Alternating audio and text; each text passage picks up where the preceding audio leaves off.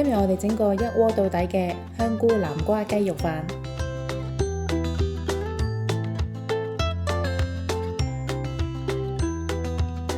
米洗乾淨，浸20至30分鐘。雞排洗乾淨，用廚房紙印乾，切細件。用生抽、蠔油、料理酒、糖、黑胡椒先醃15分鐘。鮮冬菇、南瓜、洋葱切細粒。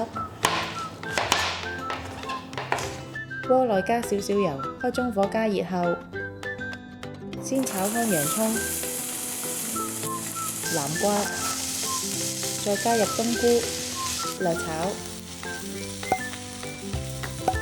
加入味淋炒勻，然後再加入米、雞湯、堅魚汁，撈勻，蓋上鍋蓋，開中細火煮3至4分鐘。打開鍋蓋，將雞肉平鋪上飯面，再蓋上鍋蓋，開中火煮至氣閥門跳動，就可以轉細火煮大概8分鐘。熄火之後焗10分鐘至到雞肉熟透，咁就完成啦。